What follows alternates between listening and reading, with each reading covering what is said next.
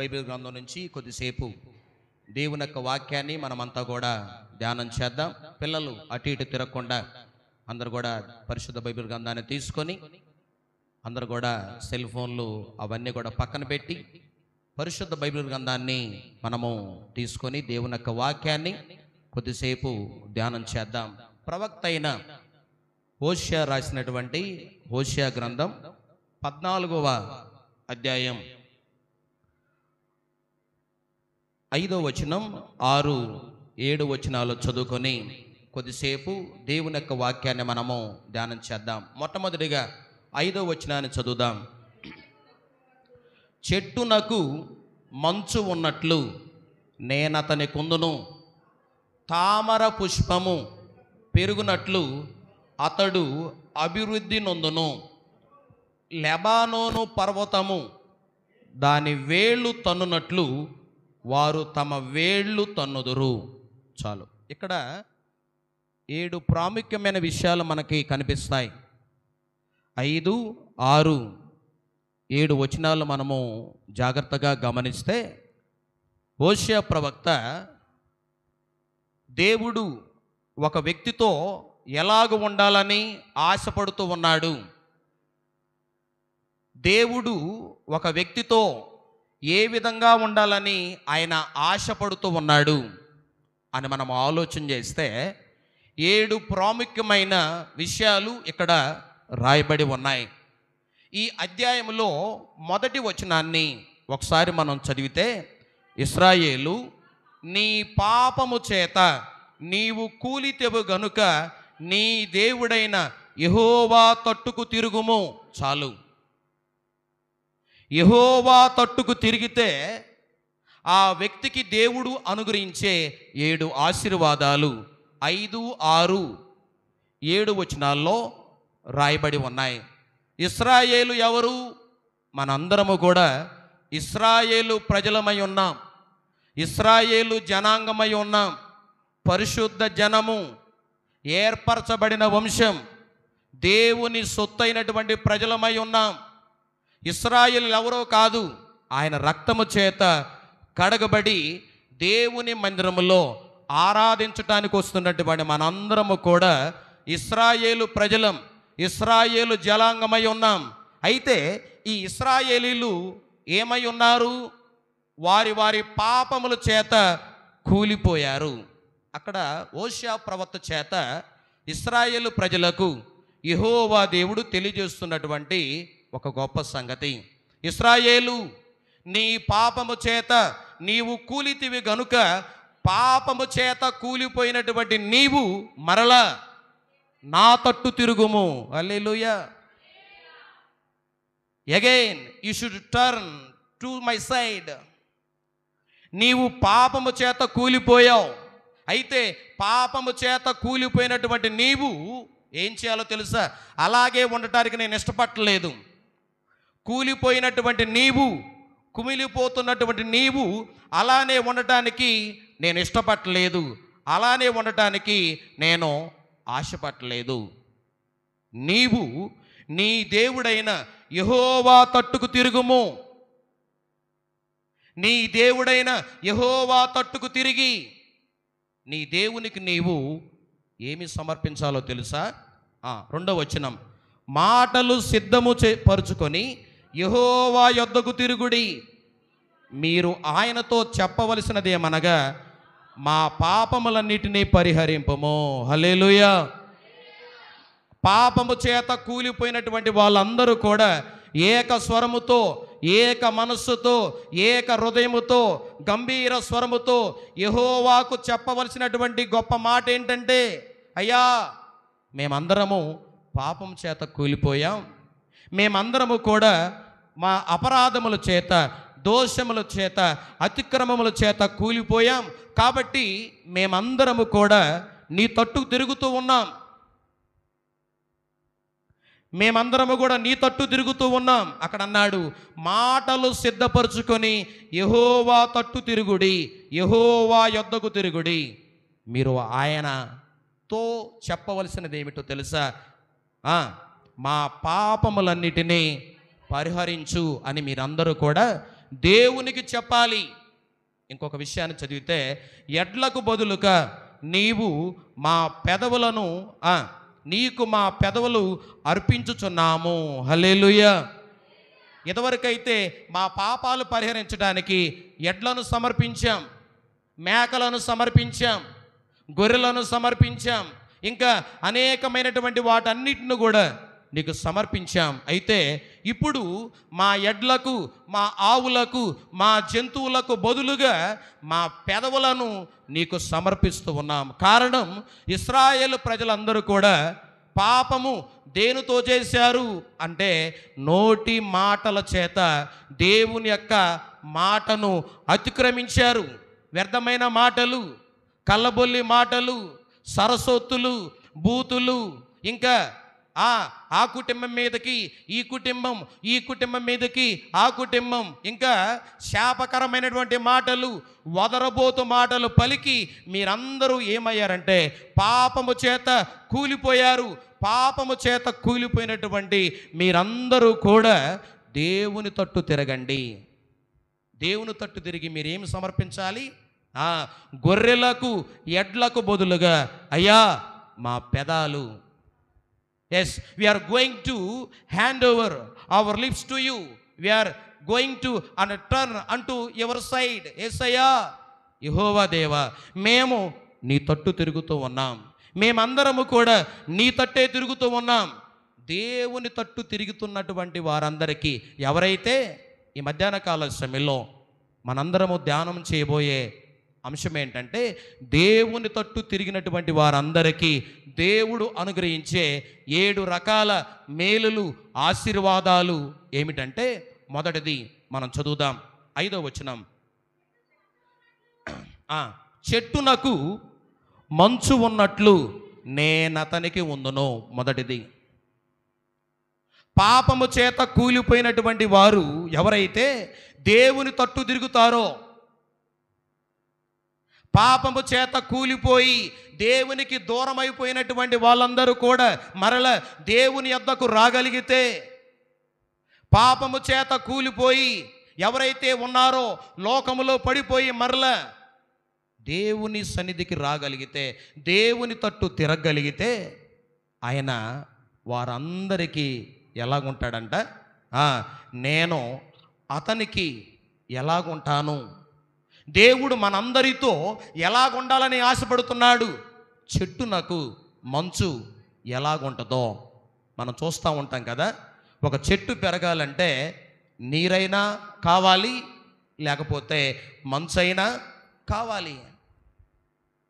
వర్షాకాలంలో వర్షాలు పడి అయిపోయిన తర్వాత మరల చలికాలం ప్రారంభమైన తర్వాత దేవుడు ఆకాశములో నుండి ఈ భూమి మీద ఉన్నటువంటి వాటన్నిటి మీద కూడా ఆయన మంచును కురిపిస్తూ ఉంటాడు.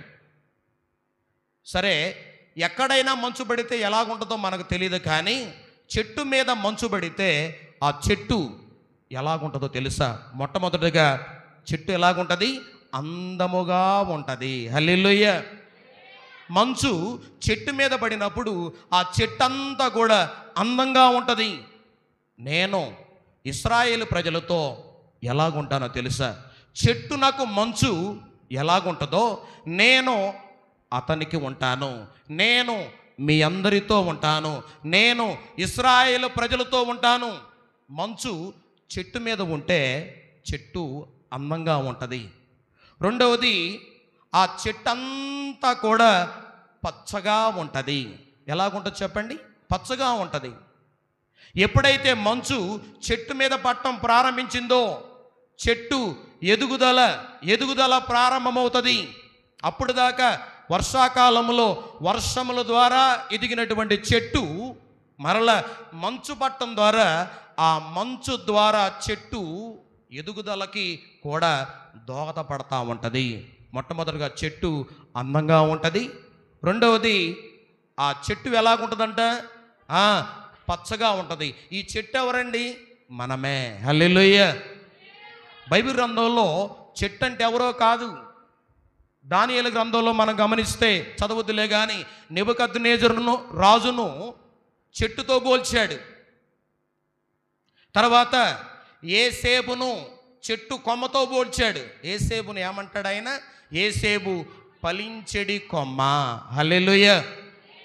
ఆ చెట్టు ఎవరో కాదు, ఈ లోకమనే అరణ్యములో దేవుడు మనందరినీ ఒక ఒలీవ చెట్టులాగా నాటాడు, ఒక ద్రాక్ష చెట్టులాగా నిన్ను నాటాడు, ఒక అంజూరపు చెట్టులాగా నిన్ను నాటాడు. చెట్టు నాకు ఏం కావాలి? నీరు అవసరం. చెట్టు నాకు మంచు అవసరం. అయితే చెట్టు నాకు నీరు ఎలాగుంటుందో, చెట్టు నాకు మంచు ఎలాగుంటుందో, నేను నా ఇశ్రాయేలు ప్రజలతో ఉంటాను. ఎవరితో ఉంటాను? ఇశ్రాయేలు ప్రజలతో ఉంటాను. అయితే అందరితో నేను అలాగుండను. పాపము చేత కూలిపోయి పశ్చాత్తాపముతో ఆ పాపమంతా విడిచిపెట్టి నా సన్నిధికి వచ్చి నా తట్టు తిరిగినటువంటి వాళ్ళందరికీ నేను చెట్టునకు మంచున్నట్టుగా నేను ఉంటాను. హల్లెలూయా, హల్లెలూయా. చెట్టు మీద మంచు పట్టడం ద్వారా ఒకటి అది అందంగా ఉంటుంది, రెండవది పచ్చగా ఉంటుంది, మూడవది తోడు అని అర్థం. ఇది ఆత్మీయ అర్థంగా మనం గమనిస్తే నేను నీకు తోడుగా ఉంటాను అని అర్థం. చెట్టంతా కూడా ఎదుగుదలకు దారితీస్తుంది. ఈ మధ్యాహ్న కాల సమయంలో నీవు దేవుని తట్టు మరలా తిరగగలిగితే, దేవుని యొద్దకు మరలా నీవు రాగలిగితే, నా దేవుడు నీతో ఎలాగుండాలని ఆయన ఆశపడతా ఉన్నాడో తెలుసా? నేను మంచులాగా ఉంటాను. ఏంటండి మంచుకి దేవునికి ఏమన్నా సంబంధం ఉందంటారా అని మనం ఆలోచన చేస్తే ఒకసారి చదువుదాం బైబిల్ గ్రంథంలో ద్వితీయోపదేశకాండం 32వ అధ్యాయము 2వ వాక్యం. ద్వితీయోపదేశకాండం 32వ అధ్యాయము 2వ వాక్యం. నా ఉపదేశం వానవలే కురియును, నా వాక్యము మంచు వలెను, లేత గడ్డి మీద కురియు చినుకుల వలె ఉండును, పడును, వచ్చును అని చెబుతున్నాడు ఆయన. నా వాక్యం మంచు వలె. వాక్యం ఎవరండి? వాక్యము దేవుడై ఉన్నాడు. కాబట్టి ఆ దేవుడైనటువంటి యెహోవా చెట్టునకు అనగా మనందరికీ ఆయన తోడుగా ఉండాలని ఆశపడుతూ ఉన్నాడు. హల్లెలూయా. నా ఉపదేశం వానవలే కురుస్తుంది, నా వాక్యము మంచు వలె, లేత గడ్డి మీద కురియు చినుకుల వలె ఎలాగూ పడుతుందో అనగా చెట్ల మీద, పచ్చిక మీద వర్షము, నీరు, మంచు ఏ విధంగా కురిసి ఆ చెట్లన్నీ ఆ పచ్చికంతా కూడా ఎదగటానికి, పచ్చగా ఉండటానికి ఏ విధంగా ఈ మంచు నీరు దోహదపడతా ఉంటుందో, సహాయం చేస్తూ ఉంటుందో, నేను నా ఇశ్రాయేలు ప్రజలకు నా తట్టు తిరిగినటువంటి వాళ్ళందరికీ నేను అలానే వర్షము వలె, మంచు వలె వాళ్ళకు తోడుగా ఉంటానని దేవుడు తెలియజేస్తా ఉన్నాడు. రెండవది 5వ వచనంలో 2వ మాటను చదువుదాం. తామర పుష్పము పెరుగునట్లు అతడు అభివృద్ధి నొందును. మొట్టమొదటిదేమో చెట్టునకు మంచున్నట్లుగా నేనుంటాను. నీతో ఆయన ఎల్లకాలం ఉండే దేవుడు, కొంతకాలం ఉండి వెళ్ళిపోయేటటువంటి దేవుడు కాదు.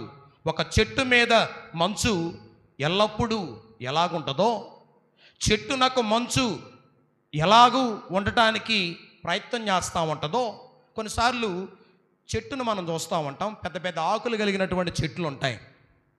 ఉన్నప్పుడు ఆ చెట్టు మీద మంచు పడ్డప్పుడు మనం చూస్తే ప్రేమేం దేని బిడ్డలారా, ఆ చెట్టు యొక్క ఆకుల మీద, ఆ చెట్టు యొక్క కొమ్మల మీద, ఆ చెట్టు యొక్క ఇంకా రెమ్మల మీద ఉన్నటువంటి దుమ్ము ధూళంతా కూడా కిందకి కారిపోవటానికి ప్రయత్నం చేస్తుంది.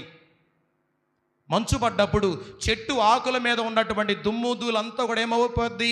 కిందకి కారిపోద్ది. అదేవిధంగా దేవుని వాక్యం అనే మంచు, దేవుని ఉపదేశం అనేటటువంటి ఆ యొక్క నీరు, వర్షము, మంచు నీ మీద పడినప్పుడు నీ మీద ఉన్నటువంటి అపవిత్రత, అపరాధములు, దోషములు, పాపములన్నీ కూడా ఆయన కడిగి వేసేటట్టుగా దేవుడు చేస్తాడు ఆయన. హల్లెలూయా.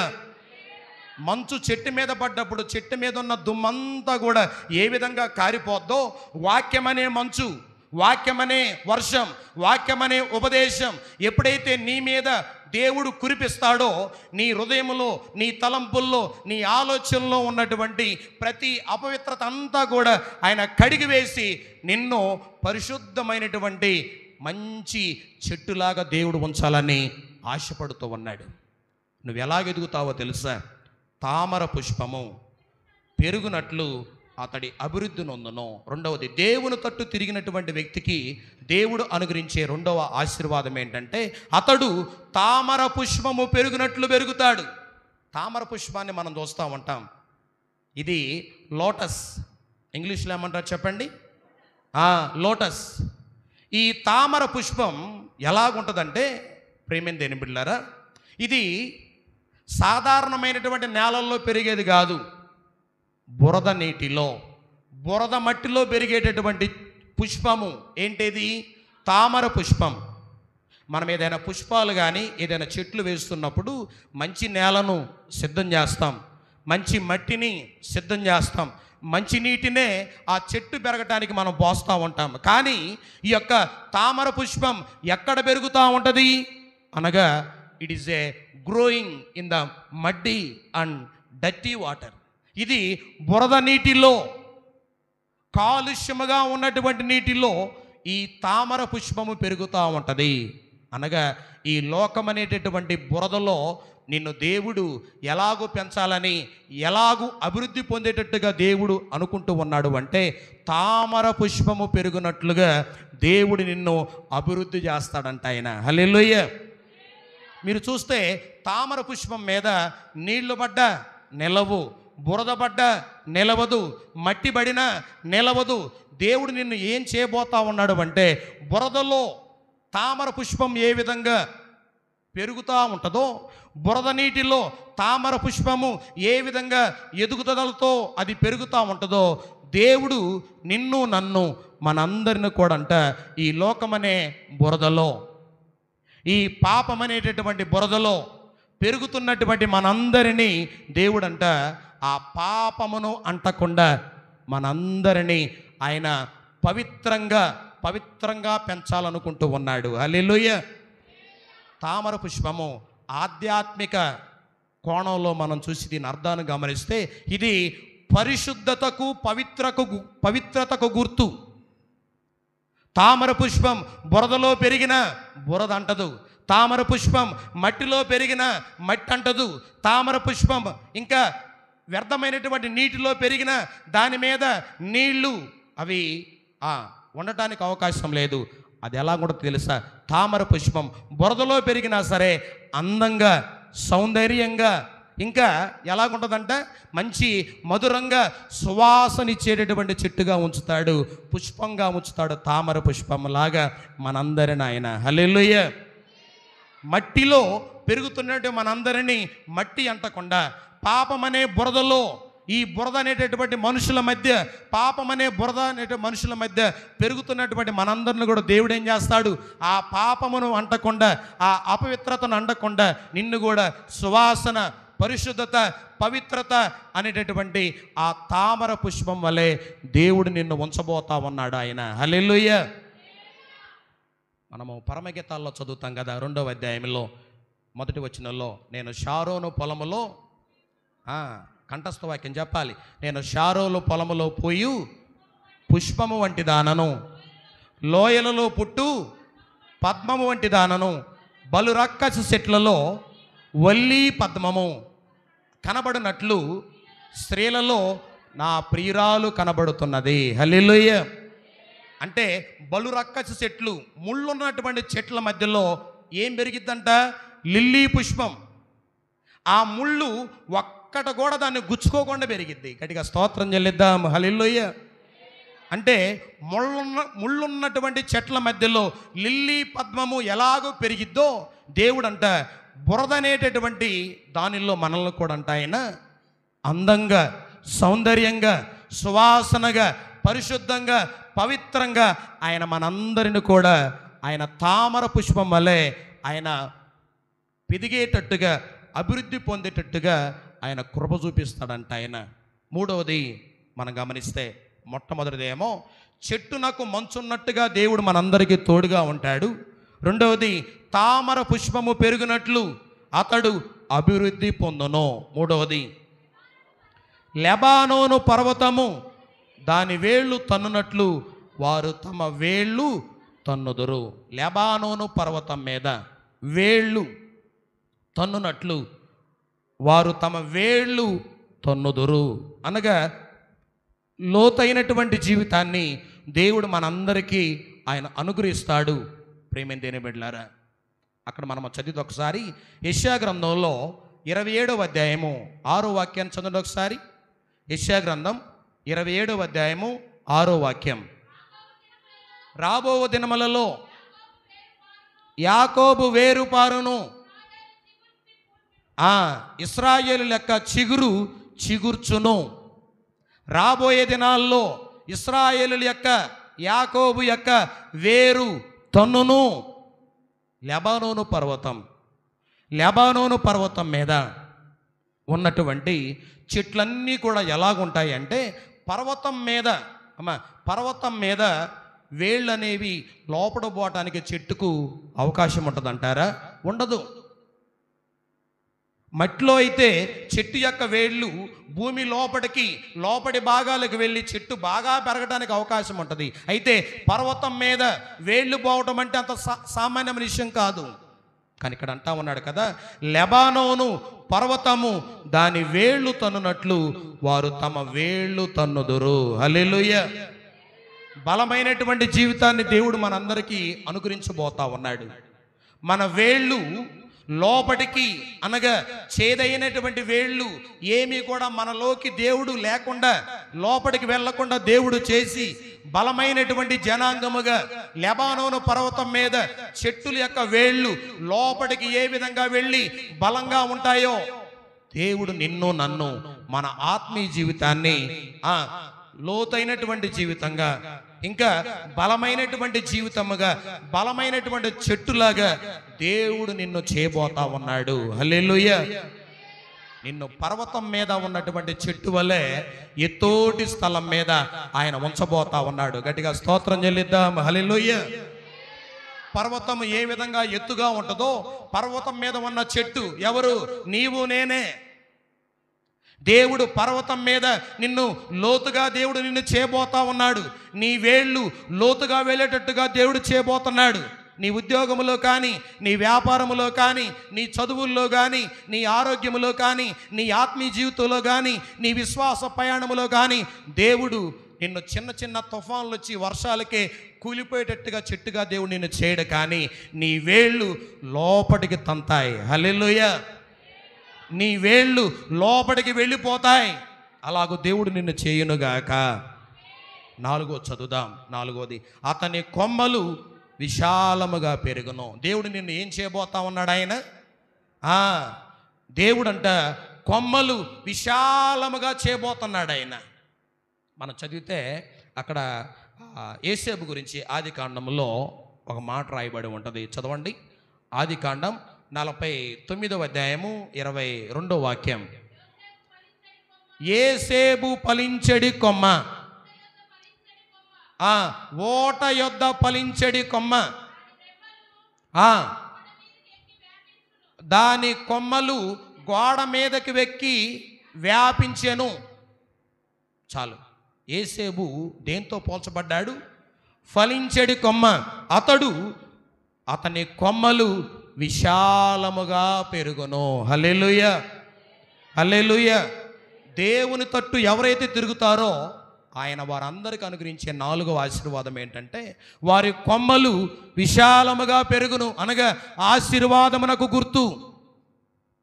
దేవుడు నీ సరిహద్దులను విశాలపరచబోతా ఉన్నాడు. నీ ఆరోగ్యాన్ని, నీ ఆయుష్ను ఆయన విశాలపరుస్తాడు. ఆయన నీ కుటుంబ సరిహద్దులను, నీ వ్యాపారాలను, నీ చదువులను, నీ ఆత్మీయ జీవితాలను ఆయన విశాలపరచునుగాక. ఆమేన్. ఎవరు? ఆయన తట్టు ఎవరైతే తిరిగి ఆయన యొద్దకు వస్తారో అతని కొమ్మలు విశాలముగా పెరుగును. యోసేపు ఫలించెడి కొమ్మ, అతని కొమ్మలు గోడ ఎక్కాయి, వ్యాపించాయి. ఆ కొమ్మలు ఎలాగుంటాయి అంటే, ఫలింపు లేనటువంటి కొమ్మల్లాగా దేవుడు ఉంచడు. కాయలు లేనటువంటి కొమ్మల్లాగా దేవుడు ఉంచడు, పూత లేనటువంటి కొమ్మల్లాగా దేవుడు ఉంచడు, ఫలములు లేనటువంటి కొమ్మల్లాగా దేవుడు ఉంచడు. ఆ కొమ్మ చూస్తే ఎలాగుంటుందంటే, ఎలాగైనా సరే దేవుడు దానిని ఫలించేటట్టుగా ఈ భూమి మీద ఈ భౌతిక సంబంధమైన చెట్లను ఆయన వేసి ఆ కొమ్మలు రెమ్మలుగా ఫలించేటట్టుగా దేవుడు అనేక ఫలాలను దేవుడు మనందరికీ ఎలాగ అనుగ్రహిస్తూ ఉన్నాడో, దేవుడు భౌతిక సంబంధంగా నిన్ను ఫలింపు చేయబోతా ఉన్నాడు. రెండవది, ఆత్మ సంబంధమైన ఆత్మ ఫలములను కూడా ఆయన నీలో, నీ కుటుంబములో, నీ ద్వారా ఫలింపు చేసేటట్టుగా దేవుడు చేయునుగాక. హల్లెలూయా. అతని కొమ్మలు విశాలముగా పెరుగును. ఐదవది ఒలీవ చెట్టునకు ఉన్నంత సౌందర్యం అతని కలుగును. దేవుడు తన తట్టు తిరిగినటువంటి వాళ్ళందరికీ దేవుడు అనుగ్రహించే 5వ ఆశీర్వాదం ఏంటంటే, ఒలీవ చెట్టునకు ఉన్నటువంటి సౌందర్యం. దేవుడు నిన్ను భౌతిక సంబంధంగా, రెండవది ఆత్మ సంబంధమైన అంతరంగ సౌందర్యాన్ని కూడా దేవుడు మనందరికీ అనుగ్రహించునుగాక. హల్లెలూయా. మనం గమనిస్తే ఆదికాండంలో మనం చూస్తాం కదా, యోసేపు గురించి అక్కడ రాయబడింది ఏంటంటే 39వ అధ్యాయము 6వ వాక్యంలో ఆఖరులో అంటాడు కదా, యోసేపు రూపవంతుడు, సౌందర్యవంతుడు.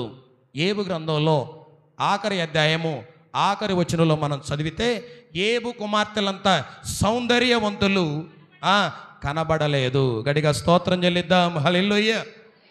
దేవుడు నీకు ఎలాంటి సౌందర్యాన్ని ఇవ్వబోతున్నాడు చెప్పాలి. ఒలీవ చెట్టుకున్నంత సౌందర్యం. ఒలీవ చెట్టుకు ఎంత సౌందర్యం ఉంటుందో, ఒలీవ చెట్టు సౌందర్యాన్ని గుర్తు, ఒలీవ చెట్టు ప్రత్యేకమైనది, ఒలీవ చెట్టు అభిషేకాన్ని గుర్తు, ఒలీవ చెట్టు దేవుని సన్నిధిలో పచ్చగా ఉండేటటువంటి ఒక కుటుంబానికి గుర్తు. హల్లెలూయా. ఒలీవ చెట్టు ఆయుష్ కాలం, ఈ భూమి మీద ఉన్నటువంటి చెట్లన్నీ కూడా చనిపోతాయి, కానీ ఒలీవ చెట్టు మరణము లేనటువంటి చెట్టు. గట్టిగా చప్పట్లు కొడుతూ ప్రభు నామమున కనపడదాం. హల్లెలూయా. ఈ భూమి మీద ఉన్నటువంటి చెట్లన్నీ చనిపోతాయేమో, కానీ ఒలీవ చెట్టు మరణము లేదు, అది ఎల్లప్పుడూ కూడా జీవిస్తూనే ఉంటుంది. మన దేవుడు మనందరికీ ఆయన అనుగ్రహించే 5వ ఆశీర్వాదం ఏంటంట, ఒలీవ చెట్టుకున్నటువంటి సౌందర్యం, ఆత్మ సంబంధమైన సౌందర్యం, భౌతిక సంబంధమైన సౌందర్యాన్ని దేవుడు మీ అందరికీ ఆయన అనుగ్రహించునుగాక. మనం అబిషాలోము గురించి చదివితే, అబిషాలోము కూడా ఎలాగున్నాడు ఒకసారి 2వ సమూయేలు 14వ అధ్యాయము 25వ వాక్యం. 2వ సమూయేలు 14వ అధ్యాయము 25వ వాక్యం. ఇశ్రాయేలులందరిలో అబిషాలోమంత సౌందర్యం గలవాడు ఒక్కడునూ లేడంట. అమ్మ చెప్పండి, ఎవరంట? ఇశ్రాయేలులందరిలో దావీదునకు జన్మించినటువంటి కుమారుడైన అబిషాలోము అంత సౌందర్యం ఇశ్రాయేలీల్లో ఒక్కడు కూడా లేదంట. తర్వాత చదువుదాం. అరికాలు మొదలుకొని తల వరకు కూడా అతడు ఏ లోపము కూడా లేనటువంటి వాడుగా ఉన్నాడు. హల్లెలూయా. మనలో కూడా దేవుడు ఏ లోపము లేకుండా దేవుడు చేయబోతా ఉన్నాడు. మన తలంపుల్లో కానీ, మన ఆలోచనలో కానీ, మన వ్యక్తిగత జీవితంలో కానీ, మన కుటుంబంలో కానీ, భౌతిక సంబంధంగా ఆత్మ సంబంధంగా కూడా దేవుడు మన కుటుంబాల్లో ఉన్నటువంటి లోపములన్నిటిని కూడా ఆయన సరిచేసి మనందరికీ ఒలీవ చెట్టుకున్నటువంటి సౌందర్యాన్ని దేవుడు మనందరికీ ఆయన అనుగ్రహించునుగాక. దేవుడు తన తట్టు తిరిగే వారికి ఎలాంటి సౌందర్యాన్ని ఇస్తాడంటే, ఆయన ఒలీవ చెట్టుకున్నటువంటి సౌందర్యాన్ని దేవుడు మనందరికి ఇస్తాడు. తర్వాత 6వ చదువుదాం. లెబానోనుకున్నంత సువాసన అతనికుండును. ఏ సువాసన అంట? దేవుడు తన తట్టు తిరిగేటటువంటి వాళ్ళందరికీ ఆయన సువాసన ఇవ్వబోతా ఉన్నాడు. సువాసన ఇవ్వబోతా ఉన్నాడు. లెబానోనుకున్నటువంటి సువాసన, లెబానోను చెట్టుకున్నటువంటి సువాసన, లెబానోను పర్వతం మీద ఉన్నటువంటి చెట్టులకు, ఆ మొక్కలకు, ఆ పచ్చికున్నటువంటి సువాసన దేవుడు మనందరికీ ఇవ్వబోతా ఉన్నాడు. లెబానోనుకున్నటువంటి సువాసన అనగా నీలో ఉన్నటువంటి ఆ దుర్వాసన, నీలో ఉన్నటువంటి ఆ అపవిత్రత, ఆ దోషము, వాటన్నిటిని కూడా ఆయన కడిగివేసి తన రక్తము చేత నిన్ను మరల పరిశుద్ధురాలుగా, పవిత్రురాలుగా చేస్తే నీవు పూసుకొని పరిమళ తైలం సువాసన గలది. హల్లెలూయా. తర్వాత 1వ అధ్యాయం 12వ వచనంలో మనం గమనిస్తే, రాజు విందునకు కూర్చుండి ఉండగా నా పరిమళ తైలపు సువాసన వ్యాపించెను. రాజు ఎవరండి? మన ప్రభు అయినటువంటి యేసుక్రీస్తు వారు. ఆయన విందునకు అనగా ఆ పెండ్లి విందులో మనందరినీ ఆయన ప్రవేశపెట్టబోతా ఉన్నాడు. కాబట్టి రాజు విందునకు కూర్చుండగా ఆ విందులో ప్రవేశించే నీవు కూడా ఎలాగుండాలి అంటే సువాసన కలిగినటువంటి కన్యకగా, వధువు సంగముగా ఉందువుగాక. ఆయనంట లెబానోనుకున్నటువంటి సువాసన దేవుడు మనకు అనుగ్రహిస్తాడంట. ఏడవది అతని నీడ యందు నివసించేవారు మరలి వత్తురు, ధాన్యము వలె వారు తిరిగి మొలతురు, ద్రాక్ష చెట్టు వలె వారు వికసింతురు, లెబానోను ద్రాక్షారసము వాసన వలె వారు పరిమళింతురు. అతని నీడ యందు నివసించేవారు మరల దేవుడు వారందరినీ తీసుకొని రాబోతా ఉన్నాడు. ఇది 7వ ఆశీర్వాదం. చెప్పండి, ఎన్నున్నాయంట? దేవుడు మనకి ఎన్నిస్తాడు? పాపము చేత కూలిపోయినటువంటి వారు ఎవరైనా మనసు మార్చుకొని పశ్చాత్తాపము కలిగి దేవుని యొద్దకు తిరిగి ఆయన యొద్దకు రాగలిగితే వారికి ఆయన ఎలాగుంటాడు? చెట్టునకు మంచు ఉన్నట్లుగా నేను అతనికి తోడుగా ఉంటాను. 2వది, తామర పుష్పము పెరిగినట్లు అతడు అభివృద్ధి పొందును. 2వది, అభివృద్ధి పొందేటట్టుగా దేవుడు చేస్తాడు. 3వది, వేళ్ళు లోతుగా వెళ్ళేటట్టుగా దేవుడు చేస్తాడు. లోతైన అనుభవాన్ని దేవుడు ఇస్తాడు. 4వది, వారి కొమ్మలు విశాలపరుస్తాడు, వారి జీవితాలను విశాలపరుస్తాడు. రాత్రి చెప్పుకున్నాం కదా, దావీదు మహారాజు ఏమన్నాడు? నేను ఇరుకునందుండి మొరపెట్టినప్పుడు ఆయన నన్ను విశాలతకు తీసుకెళ్ళాడు. ఇరుకుల్లో నేను మొరపెడితే నాకు విశాలత కలుగజేసేవాడు నీవే. వారి కొమ్మలు విశాలంగా ఉంటాయి. లెబానోను పర్వతముకున్నటువంటి ఆ యొక్క సువాసన, ఒలీవా చెట్టుకున్నటువంటి సౌందర్యం, తర్వాత ఇంకా అతని నీడ యందు నివసించేవారు ఎవరైతే నీవు కూలిపోయిన తర్వాత నీకు దూరం అయిపోయారో, నీవు పడిపోయిన తర్వాత నీవు దూరం అయిపోయారో, ఎవరైతే నీకు దూరముగా నిలబడి ఉన్నారో, వెళ్ళిపోయినటువంటి వాళ్ళందరినీ దేవుడు మరలా నీ నీడ కిందకు తీసుకొస్తాడు ఆయన. హల్లెలూయా, హల్లెలూయా. మనం గమనిస్తే దావీదు మీదకి సింహం బొబ్బరించి వచ్చినప్పుడు దావీదు సింహాన్ని ఏం చేశాడు? చంపేశాడు. సంసోను మీద కూడా సింహం బొబ్బరించు వచ్చినప్పుడు సంసోను కూడా సింహాన్ని ఏం చేశాడు? చెప్పాలి, చంపేశాడు. అయితే సింహాల బోనులో ఉన్నటువంటి దానియేలు యొద్దకు సింహాలు వచ్చినప్పుడు దేవుడు వాటన్నిటిని దానియేలు చేత చంపేటట్టుగా చేయలేదు, కానీ వాటన్నిటిని దానియేలు ఎదుట మోకరించేటట్టుగా దేవుడు చేశాడు. గట్టిగా చప్పట్లు కొడుతూ ప్రభు నామాన్ని కనపడదాం. హల్లెలూయా. సింహాలు లాంటి సమస్యలు, సింహాల లాంటి శోధనలు, ఇరుకులు, ఇబ్బందులు అవన్నీ కూడా నీ ముందు దేవుడు మోకరించేటట్టుగా దేవుడు చేయునుగాక. సింహము కంటే బలమైన అనారోగ్యాలు కానీ, నిరుద్యోగాలు కానీ, ఇంకా అవివాహ స్థితులు కానీ, ఇంకా ఫెయిల్ అవటం కానీ, కుటుంబములో ఇరుకులు కానీ, ఇబ్బందులు కానీ ఏ ఉన్నా సరే అవి సింహము కంటే బలమైనవా? దేవుడు నీ యందు నీకు తోడుగా ఉండి ఆయన నీ ముందు వాటన్నిటిని కూడా మోకరించేటట్టుగా దేవుడు చేస్తాడు. అటువంటి కృపను దేవుడు మనందరికీ అనుగ్రహించునుగాక. ఆమేన్. అందరూ కూడా లేచి నిలబడదాం. దేవుని సన్నిధిలో ఒక పల్లవి చరణాన్ని పాడుతూ ఉండగా మనమందరము కూడా మరి కానుకలను సమర్పించుకుందాం. మన మధ్యలో ఉన్నటువంటి స్టీవెన్ ఓ పల్లవి చరణాన్ని పాడతాడు.